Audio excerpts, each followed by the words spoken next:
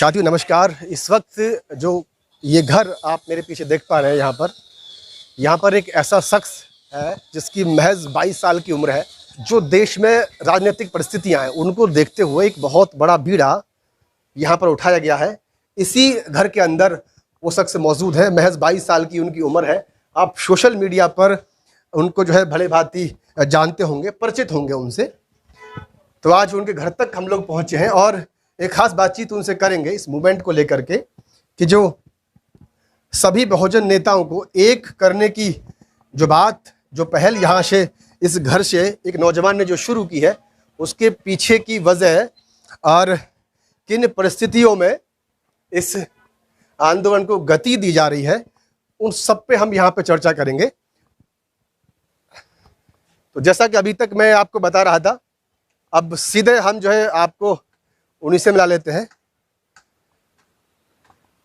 तो अब मुझे कहने की ज़रूरत नहीं है, आप पहचान गए होंगे, आप जान गए होंगे कि मैं कहाँ पर हूँ। अभिषेक जाटव। अभिषेक कैसे? मैं ठीक हूँ सर, आप बताइए आप कैसे हैं? बस मैं भी अच्छा हूँ, मैं ठीक हूँ। सब परिवार में ठीक ठाक है? हाँ एकदम अच्छा है। ये एकदम अचानक आपका आना। नहीं, हमने पता कर लिया कि जो है अभिषेक हमें कहाँ मिल सकते हैं, तो हमने जानकारी ले ली थी कि आप हमें इतने बजे तक मिल सकते हैं। तो अभिषेक, सबसे पहले मैं चाहूँगा कि जिस जगह से आपको, जो आपके फॉलोवर्स हैं जो देखते हैं, वो कौन सी जगह है, एक बार आप पहले वो दिखा दें, फिर मुझे वीडियो कहाँ से बनता है। हाँ, और उससे पहले, उसके बाद हम जो आपसे मुझे एक चर्चा करनी है विशेष मुद्दे पर, जो आपने एक मुहिम छेड़ी हुई है, उसको लेकर मैं आपसे बात करूँगा। ठीक है, आइए पहले आप वो हमें दिखा दें जगह, कि वो जो जगह है वो कौन सी है जहाँ से आप शूट करते हैं, जहाँ से आपको लोग देख पाते हैं। पानी वानी निकलवाओ। ये है वो जगह।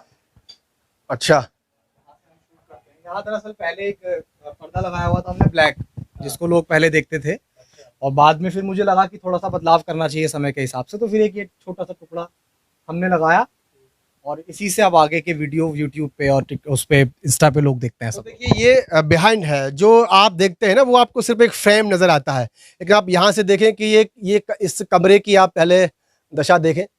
इस तरह का ये कमरा है, और यहाँ ये जो एक ग्रीन करके एक जो ये लगा हुआ है, जहाँ से आप फ्रेम देख पाते हैं, ये वो फ्रेम है जहाँ से अभिषेक जाटव जो है वीडियो शूट करते हैं। और चलिए अब आगे की जो बातचीत है उसको आगे बढ़ाते हैं। तो अभिषेक का यही कमरा है, यहीं से जो है वो सारी चीज़ें करते हैं, और जो वीडियो बनाते हैं वो मैंने आपको पहले दिखा दिया है। तो ये देखिए, यहाँ बहन मायावती जी का फ़ोटो है जो आप देख सकते हैं, और बाजू में चंद्रशेखर आज़ाद है, और तमाम जो इस बहुजन आंदोलन को यहाँ तक खींच करके लाए थे वो तमाम महापुरुष यहाँ पर है। अब तक का पूरा जो एक इतिहास है वो आपको इसी कमरे में, अभिषेक जाटव से जुड़ी जो भी चीज़ें हैं वो आपको यहीं पे दिख जाएंगी। और यही छोटा सा कमरा है। मैं कहूँगा एक बार ऐसे करके और दिखाएं, इसको ऊपर से दिखाएं। ये एक फ़ैन यहाँ पे चल रहा है, कोई एसी वेसी या ऐसी कुछ खास सुविधा यहाँ पर नहीं है, और एक जो टेम्परेरी बोल देते हैं वैसा पटाव है, मतलब इस तरह का एक कमरा है। तो ये चीज़ें आपको दिखानी इसलिए ज़रूरी है, जैसे मैं बार बार कह रहा हूँ कि मूवमेंट कहाँ से जन्म ले लेगी, एक जो कुल्ला बोल देते हैं वो कहाँ से फूट निकलेगा, इसका कोई भी अंदाज़ा नहीं लगा सकता है।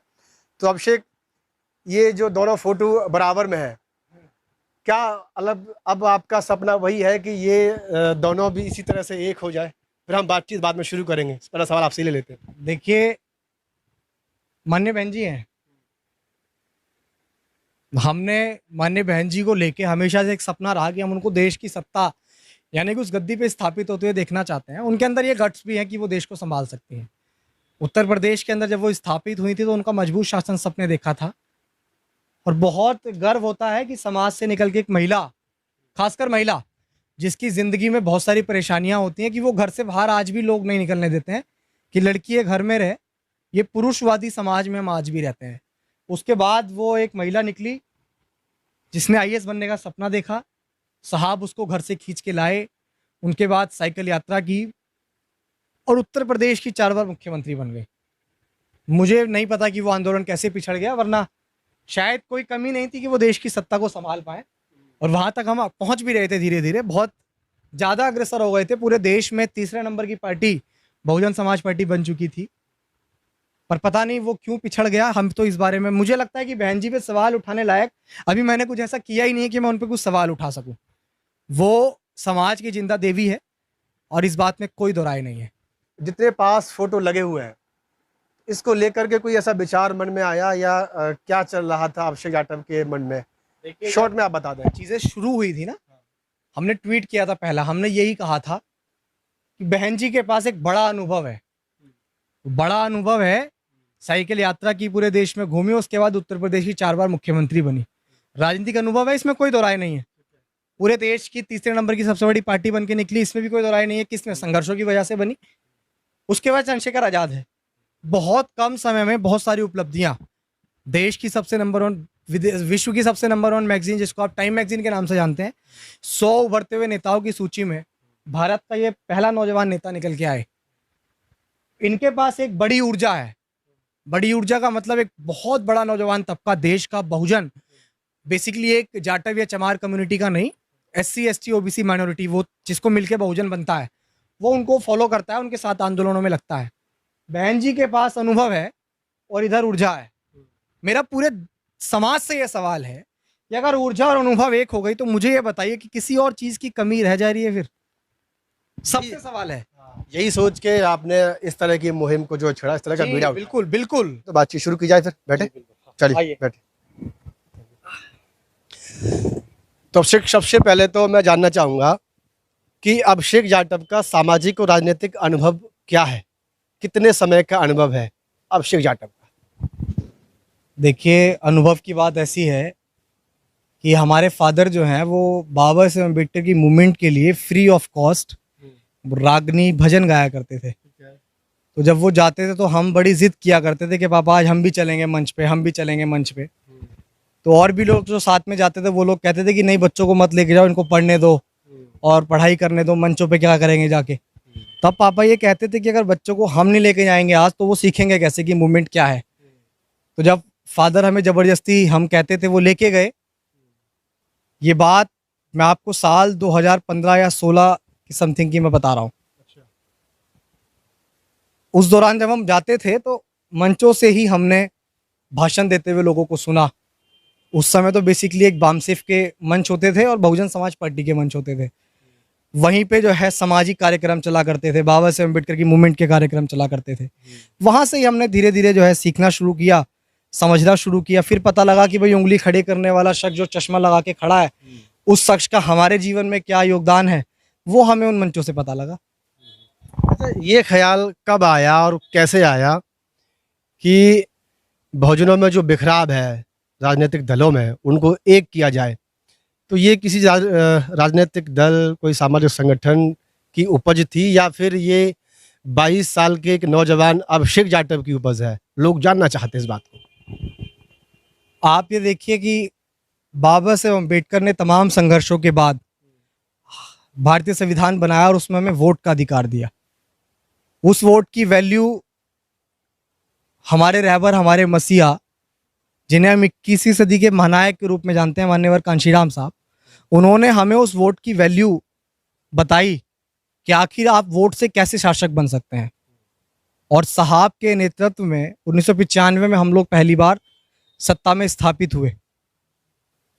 फिर उसके बाद साल 2006 में कश्मीर से लेकर कन्याकुमारी तक मान्यवर साहब ने साइकिल यात्रा की और जातियों में, टुकड़ों में बटे हुए समाज को बहुजन समाज बनाया, जिनको और लोग सिर्फ भाषणों में बहुजन कहते हैं, लेकिन मान्यवर ने जमीन पे उनको बहुजन बना के एकजुट किया। और वो सारा काम करके मान्यवर साल 2006 9 अक्टूबर को छोड़कर चले गए हमें, और इस आंदोलन को भी छोड़कर चले गए। 2007 में माननीय बहन जी उत्तर प्रदेश की पूर्ण बहुमत की सरकार के साथ मुख्यमंत्री बनी और बहन जी के मजबूत शासन को सबने देखा, वो किसी से छुपा नहीं है। उसके बाद क्या स्थिति वोट बैंक की रही, क्या स्थिति सामाजिक रूप से रही, हम यहाँ किसी पे कटाक्ष नहीं कर रहे हैं, कमियां कुछ भी रही हो। 2006 में साहब गए, 7 में आखिरी बार सरकार बनी, 12 में चुनाव हुए, 206 सीटों वाला बहुमत 80 पे आ गया।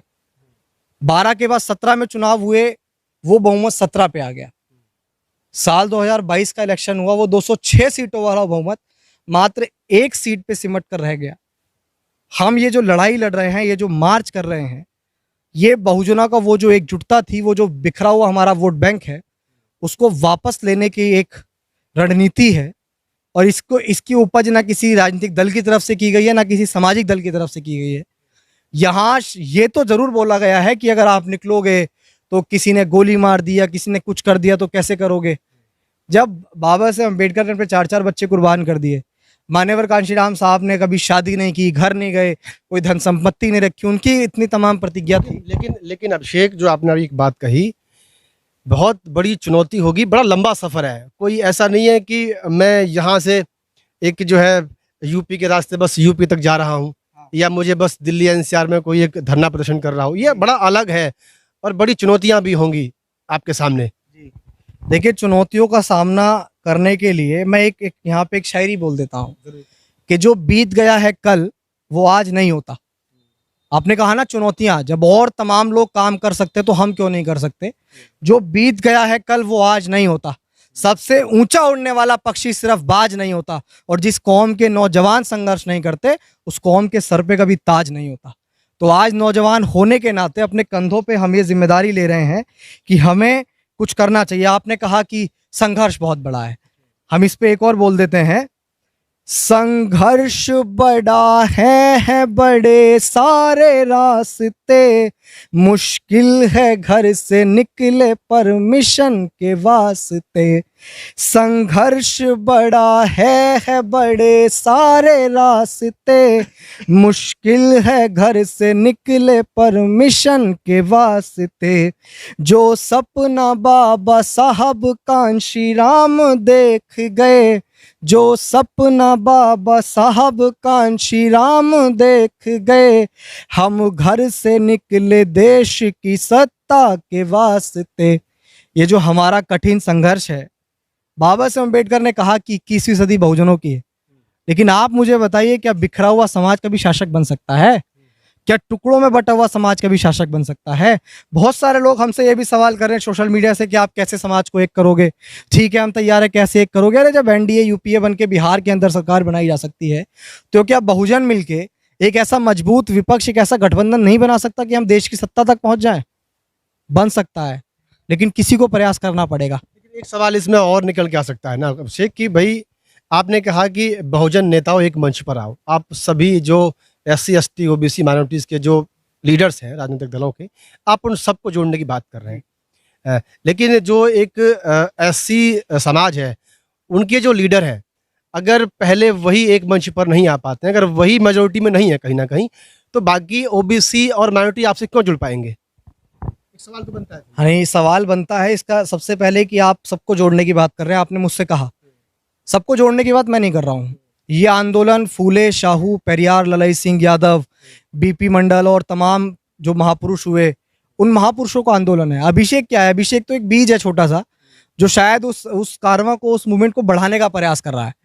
बहुजनों को जोड़ने की बात तथागत बुद्ध के समय से चली आई है। उसके बाद उसको इन तमाम महापुरुषों ने, जिनका मैंने नाम लिया, उन्होंने उसको आगे बढ़ाया, और उसी को एक छोटी सी चीज़ लेके मैं चल रहा हूँ। जैसे आपने बताया कि पहले SC जो कम्युनिटी के लीडर्स हैं उनको एक होना पड़ेगा। देखिए, यहाँ बड़ी बात यह है कि एक आइडियोलॉजिकल बहुजन होता है, एक बायोलॉजिकल बहुजन होता है। हम सबसे पहले यही प्रयास करेंगे कि जो आइडियोलॉजिकल बहुजन है, जिसमें माननीय बहन जी सबसे बड़ी नेता है, इस बात में कोई दोहराई नहीं है, उसी आइडियोलॉजी पे भीम आर्मी चीफ चंद्रशेखर आजाद जी काम कर रहे हैं,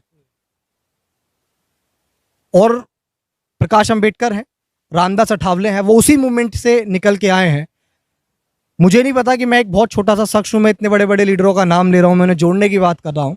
सभी को ये बहुत अटपटा सा लगता होगा, लेकिन जब अभिषेक मैदान में उतरेगा, अभिषेक को अपने इस आंदोलन पर और जितना हमने महापुरुषों से पढ़ा उस पर इतना विश्वास है कि जब हम सड़क पे उतरेंगे तो हम लोग एक ऐसी मजबूरी बना के खड़े करेंगे नेताओं के सामने कि उनको एक होना पड़ेगा।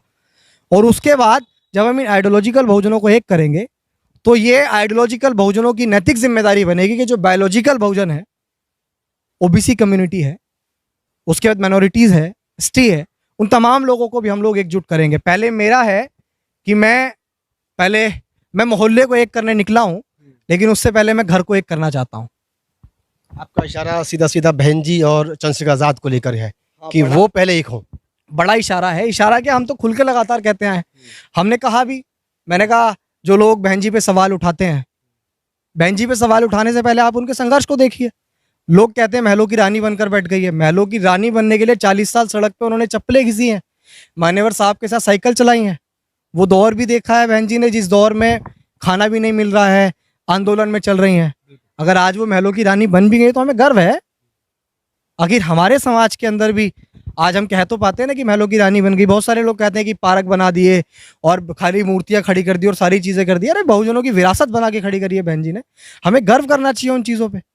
और फिर इधर ही दूसरे लोग चंद्रशेखर आजाद पे सवाल उठाते हैं। अगर सवाल उठा रहे तो संघर्ष को भी देखिए। 17 महीने जेल काटी है व्यक्ति ने, किसके लिए? समाज के लिए। हमने देखा है गुरुवर आंदोलन में, रविदास मंदिर के आंदोलन में पुलिस किस तरह लेके गई, पूरी रात थाने में किस किस तरह की चीजें हुई हैं, हम जानते हैं बेहतर तरीके से। कटाक्ष करना बहुत आसान है, लेकिन जब आप उस संघर्ष को जमीन पर उतर के करके देखेंगे तब आपको महसूस होगा कि नौजवान जो संघर्ष कर रहा है, जो मूवमेंट को चलाने का प्रयास कर रहा है, वो कितनी कठिन परिस्थितियों से निकलकर वो मूवमेंट को चलाता है। अच्छा, हम इस पे और भी चर्चा करेंगे आपकी इस मुहिम पे, लेकिन एक सवाल मेरा आपसे ये भी है कि क्या परिवार के किसी व्यक्ति ने आपकी जो जनरेशन है इसको भी अगर हम उसमें शामिल कर देते हैं, कभी आरक्षण का लाभ लिया है परिवार में से किसी भी एक व्यक्ति ने? देखिए, आरक्षण की बात तो ऐसी है कि ना हमारे दादा जो है वो इस तरह के क्वालिफाइड थे, हमारे फादर ने भी कोई आरक्षण का ऐसा लाभ नहीं लिया। मतलब आरक्षण को लेके तो घर में हमारे कोई ऐसा सिंगल पर्सन नहीं है, ना आज मैं खुद आरक्षण का लाभ ले रहा हूँ, ऐसा भी कुछ नहीं है। आपको क्या खोने का डर है? अभिषेक जाटव के पास क्या है जिसे खोने का डर है? क्यों इतना, ये बहुत बड़ा जोखिम है। मैं आपसे फिर वही बात कह रहा हूँ, ये इतना आसान नहीं है।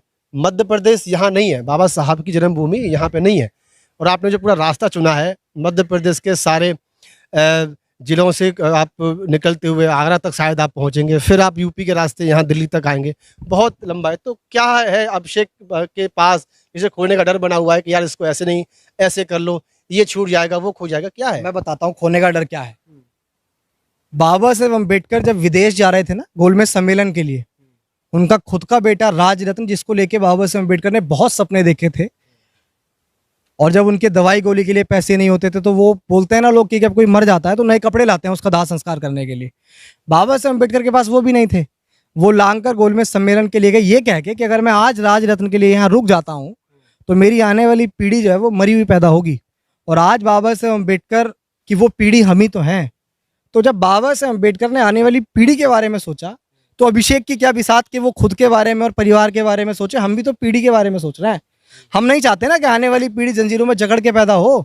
हमारे परिवार के अंदर भी छोटे छोटे बच्चे हैं। मैं समझता हूँ कि जो लाभ मुझे नहीं मिल पा रहा है परिस्थितियों के चलते, सरकार ऐसी है जो संविधान विरोधी है, जो आरक्षण विरोधी है, जो सामंती सरकार है, जो मनुवादी सरकार है।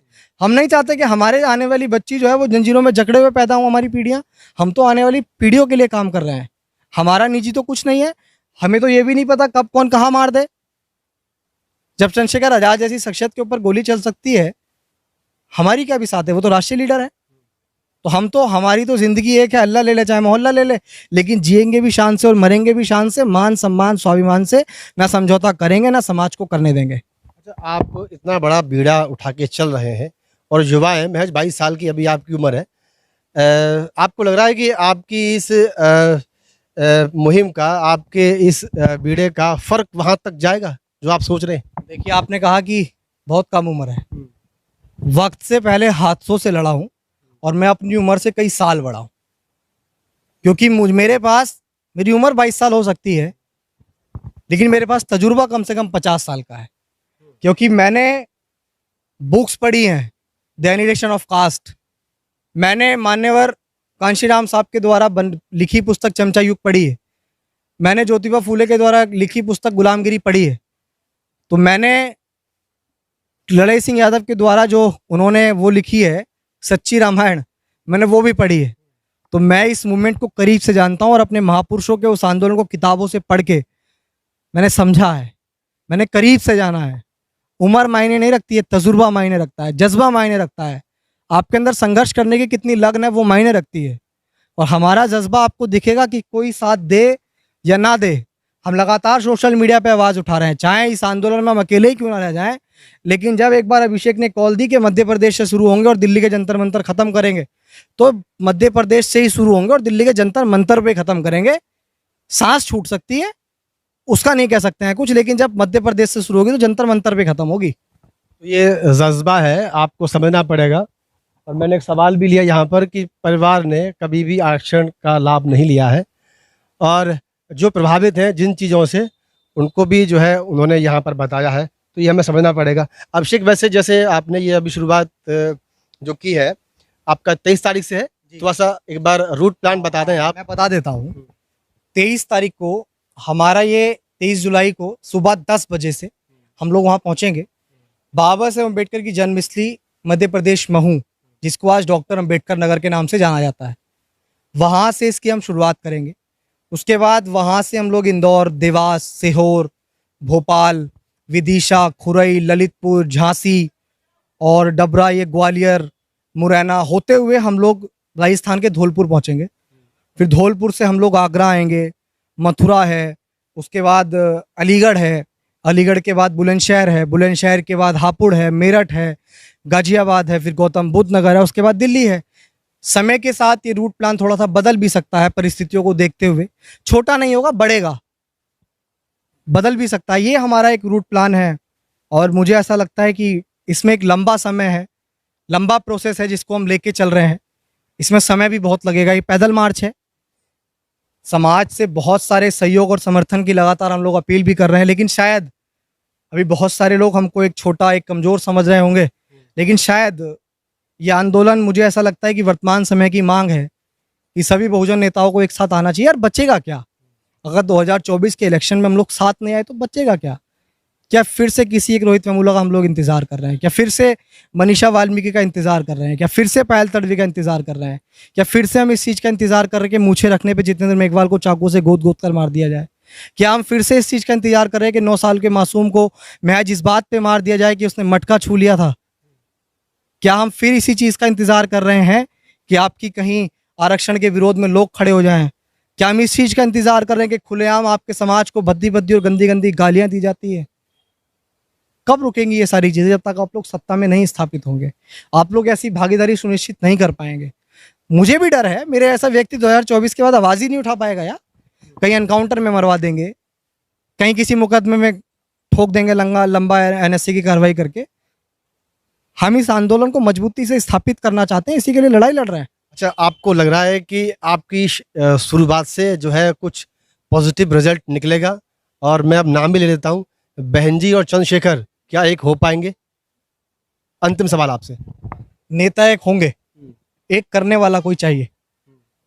जब हमारा संघर्ष अच्छे के लिए है, इसमें कोई लालच नहीं छुपा हुआ है। बहुत सारे लोग, ये भी मैंने सुना है, बहुत सारे लोगों से बात हुई कि शायद आप एमपी की कोई सीट लेना चाहते हैं, इसलिए इस मार्च को निकाल रहे हैं। ये सवाल मैं आपसे करने वाला था, आपने इस बात को खुद ही बोल दिया। मैं इसलिए बोल रहा हूँ, बहुत सारी चीज़ें हमने सोशल मीडिया पे भी सुनी कि जो अभिषेक है, अब ये शायद लोकसभा का चुनाव लड़ेगा।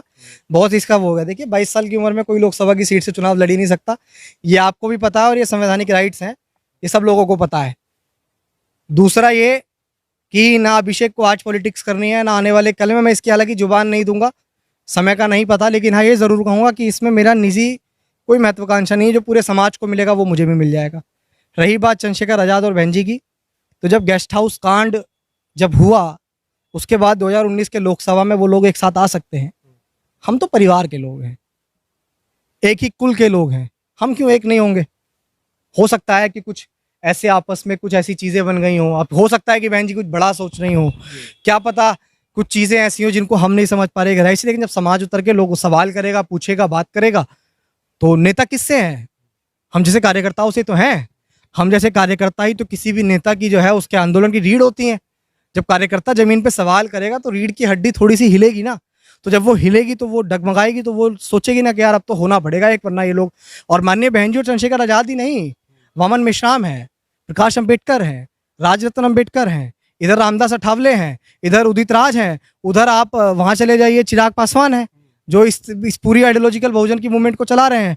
फिर हम बायोलॉजिकल पे जाते हैं तो अखिलेश यादव हैं, फिर हम उधर जाते हैं तेजस्वी यादव है। बहुजनों का एक बहुत बड़ा वोट बैंक है, पे स्टालिन है। अरे आप इतनी बड़ी संख्या में हैं कि आप इतने लीडर हैं कि अगर आपको एक एक प्रदेश भी लेना हो तो प्रदेश कम पड़ जाएंगे। मतलब आप एक एक प्रदेश में मुख्यमंत्री बन के बैठ जाएंगे, फिर भी प्रदेश खाली रह जाएंगे। आप कम से कम एकजुटता बना के, एक पावर बना के विपक्ष में बैठिए तो सही, चुनाव लड़िए तो सही। अच्छा, देश में जो है जातिवाद है, ये आपको कब पता लगा? साल 2014 या 15 की बता रहा हूँ, मुझे ठीक से याद नहीं है। यहाँ से एक बड़ी गाड़ी थी फॉर्च्यूनर, वो जा रही थी। हमारे पड़ोस में ही एक आंटी बैठी हुई थी, और जब वो आंटी बैठी थी तो यहाँ से जब वो गाड़ी गुजर रही थी तो उन आंटी की जो बाइक है वो थोड़ा सा रास्ते में आ गई, तो गाड़ी निकल नहीं पा रही थी। जब वो गाड़ी नहीं निकल पा रही थी तो उनके घर में कोई था भी नहीं। जब हॉर्न बहुत ज़्यादा बजा तो उन्होंने क्या किया कि वो अपने घर से चाबी निकाल के ना उन्होंने दे दिया, बेटा निकाल ले चाबी, मेरे घर पे कोई है नहीं चाबी हटाने वाला बाइक। उस गाड़ी में से व्यक्ति बड़ी तय में निकला, उसने बाइक में लात मारी और उसने इस शब्द का इस्तेमाल किया कि चमारी तेरी इतनी औकात हो गई कि तू मुझसे बाइक हटवाएगी। वो लात मार के इतना शब्द कह के वो वहां से कार लेके चला गया। हम अपने छोटे से थे, ज़्यादा उम्र नहीं थी उस समय, 14 से 15 साल उम्र रही थी। हम उस समय इस दृश्य को देख रहे थे अपनी आंखों से। फादर आए रात को, हमने उनसे सारा ये मसला रखा, तब मुझे ये पता लगा कि कास्टिज्म क्या होता है, जातिवाद क्या होता है, जो दिल्ली जैसे शहर के अंदर साल 2015 के अंदर भी स्थापित था। इस तरह की चीज़ें आज भी स्थापित है। वो तो थोड़े से मजबूत हो गए, तो आज किसी की औकात नहीं है कि इस गली में से कोई इस तरह की चीज़ें करके निकल जाए। बेशक अभिषेक किन हालातों में, परिस्थितियों में मूवमेंट चला रहा है, लेकिन समाज और उसके पास टीम ऐसी है कि वो उसको इस तरह का सहयोग करते हैं, उसकी मदद करते हैं कि वो अपने आप में कभी कमज़ोर नहीं पड़ता है। जहाँ जहाँ से आप निकलेंगे, उन लोगों से, सामाजिक संगठनों से या फिर राजनीतिक दलों से कोई अपील अगर आप करना चाहें हमारे चैनल के माध्यम से तो कर सकते हैं। देखिए, अब आपने सब कुछ जब दिखाई दिया, घर भी दिखा दिया, सब कुछ दिखा दिया, आप तो अचानक बहुत ज़्यादा ज़रूरी था। हालांकि कभी हमने इस चीज़ को दिखाने का प्रयास नहीं किया। लोग इसको कहते हैं कि झूठी संपत्ति दिखाने का प्रयास कर रहे हैं। अगर मूवमेंट चला रहे हैं तो कोई आसान थोड़ी कर रहा है कि तुम परिवार दिखाओ और सारी चीज़ें दिखाओ। ना कभी भी निजी आंदोलन के लिए, किसी भी एक आंदोलन में, बहुत सारे आंदोलन हमने किए, ना कभी समाज से पैसा मांगा, ना कभी ये कहा कि भाई आप हमें गाड़ी दो या कुछ दो, नहीं मांगा। लेकिन जब आपने सब कुछ दिखाई दिया है तो हाँ, ये ज़रूर कहेंगे कि जब आप आंदोलन में चलते हैं, मूवमेंट में चलते हैं, तो बहुत सारी मुश्किलें, परेशानियां, कठिनाइयां आपके बीच आएंगी। आपके वो कठिनाइयां तो आप देख लोगे जब दूसरे कहते हैं, लेकिन जब आपके अपने ही लोग आपको रोकने का प्रयास करेंगे, वो एक बड़ी कठिनाई होती है। लेकिन आपको वो रास्तों में आने वाले कांटे देखने ही नहीं है, आपको अपने रोकने वाले लोग देखने ही नहीं है। आपको तो लक्ष्य देखना है, और आपका लक्ष्य है इस देश में जाति विहीन समाज बनाना। आपका लक्ष्य है इस देश में फूले, शाहू, पेरियार, अंबेडकर, ललई यादव की मूवमेंट को स्थापित करना। उनकी मूवमेंट क्या थी? उनकी मूवमेंट थी कि पाखंड न रहे। उनकी मूवमेंट थी, ये पूरा आंदोलन 2 शब्दों पे टिका है। 2 शब्द हैं, आर्थिक मुक्ति और सामाजिक परिवर्तन। इन 2 ही शब्दों से ये पूरे बहुजन आंदोलन की जो है नींव स्थापित हुई है। हमारा यही लक्ष्य है, और इसके बाद जब हम लोग जाति विहीन समाज बनाएंगे, हम एक एकता बनाएंगे, भाईचारा बनाएंगे, उसके बाद बाबा साहेब अम्बेडकर ने, काशीराम ने जो सपना देखा देश की सत्ता को हासिल करने का, आप वो लक्ष्य देखिए, कांटे मत देखिए। अपील सिर्फ इतनी है कि जहाँ जहाँ जिस जिस जिले से हमारी ये निकलेगी, हमारी कोई रूपरेखा नहीं है, पीछे से कोई बैकबोन इतनी मजबूत नहीं है, ना इसकी कोई उपज कोई है सामाजिक संगठन दे रहा है, ना कोई पार्टी दे रही है। तो आपका भाई तो आपके सहारे से इस मूवमेंट को, इस आंदोलन को लेकर चल रहा है। आप सहयोग करेंगे तो चीज़ें और मजबूती से चल पाएंगी। आप सहयोग नहीं करेंगे तो वो डगमगा के चलेंगी ज़रूर। कहने की क्या ज़रूरत है, बहुत सारी चीज़ों की ज़रूरत पड़ती है, तन है, मन है, धन है, हर चीज़ की ज़रूरत पड़ेगी। जो जैसा सहयोग हमें कर सकता है वो कर सकता है। चलिए, हम ये उम्मीद करेंगे कि लोग आपके इस वीडियो को अधिक से अधिक देखें और आपका जो ये बीड़ा है इसमें वो शामिल हो और हर तरीके से जो है इसका समर्थन करें, और उम्मीद ये है कि आपको इसमें सफलता भी मिले। शुभकामनाएं आपके लिए। एक आखिरी में मैं एक नज़्म और सुना देता हूँ। जी बिल्कुल, ज़रूर। मान्यवर कांशीराम साहब के जाने के बाद, एक शख्स क्या गया कि आंदोलन चला गया, जो एक था बहुजन वो पिछड़ता चला गया। एक शख्स क्या गया कि आंदोलन चला गया, जो एक था बहुजन वो पिछड़ता चला गया। और फूले, शाहू, पेरियार, अंबेडकर, कांशीराम का सपना दिन ब दिन ही बिखरता चला गया। अब मैं इसमें अपील करता हूँ, अब आओ मिलके हम ये आवाज उठाएं, अब आओ मिलके हम ये आवाज उठाएं, जो नेता बिखरे हैं उन्हें एक मंच पे लाएं। जय भीम। बहुत बहुत शुक्रिया आपका हमसे बातचीत करने खाना खाने के लिए और धन्यवाद। चलिए कोई बात नहीं, ठीक है, थैंक यू।